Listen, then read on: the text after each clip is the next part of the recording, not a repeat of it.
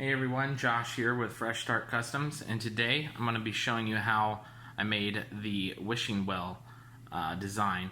So if you want to make your own wishing well design, I do have the design on Etsy, so you can make this actual wishing well here. And you will need a rubber tipped hammer, so one of these, and you will need a roll of Gorilla Tape of any kind, or just duct tape in general to remove the masking. So what we'll do is we'll go ahead and get started here, and I'll show you the process of the first one that I made, all of the things I did right, all of the things I did wrong, and then at the end of the video I'll explain a little bit of both of those. So I hope you guys like the video, and we'll get started.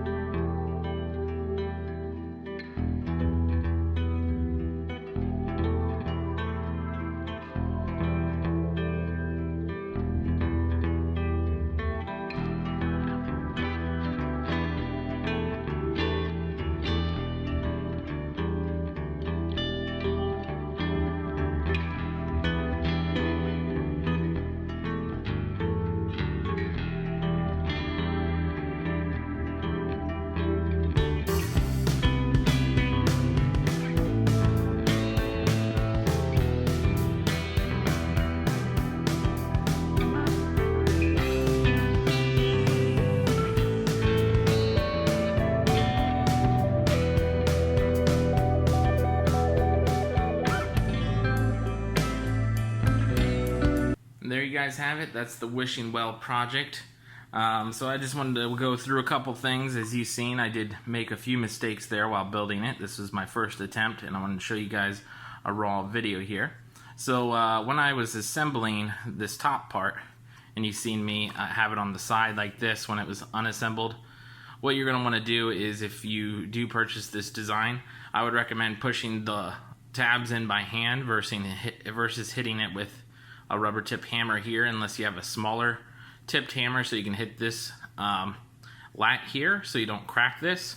I always hit it very softly, so I know that I'm not going to crack it. As you see, I didn't crack it here either, but that's just something that I want to warn you guys about if you do it. And you've seen I took the rubber tip hammer and I hit right here, so this was a little bit more flat here to get it started, so that worked out pretty well. But I would just do that by hand if you can. I know they're a little bit tougher, so you're going to have to push a little bit harder to get those in. And then the second thing is as you can see, I did have two of these inside slits here. One of them were unnecessary. I don't know what I was thinking when I was designing it there, so I just moved that off to the side. The reason why I put this inside piece here is if you want to hang like a piece of rope, and if you have like a mini bucket or something in there, you could definitely do that. So I just added that in as an accessory or an attachment there.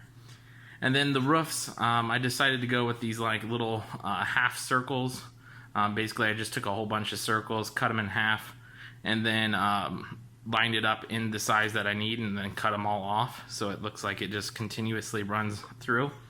And then I just stacked them on top of each other. So that's how I came up with this shingle design here, and I thought that turned out pretty nice. I could have done like the squares, but I thought that would have just looked more like brick, so that's why I went with this style here. And then the actual lines right here, I decided to do score lines, so it looked like just pieces of wood that are stacked on top of each other, especially like at this angle. You can see how it just looks like wood that is like stacked on top of each other there. And then as far as like the architecture here, I was going to leave this just a straight pole, but I thought that looked a little weird, so I decided to add in like a V-shaped angle here. So that's the reason why I did that there. I could have maybe even done one more like right here, but then that might have been too much. So just going over the ideas of how you can do it or edit it or change it for your own style, whatever you like. And then a couple different ideas if you give this to friends is you just have them write down like a little, have their kids write down like what they wish on a piece of paper, throw it in there, or you can throw in like a little coin and make a wish. So it's a cool little project. I hope you guys enjoyed the video. It was a pretty fun project to do. It's relatively simple to go through. So I hope you guys enjoyed the video. It was a pleasure talking with you, and we'll talk to you next time.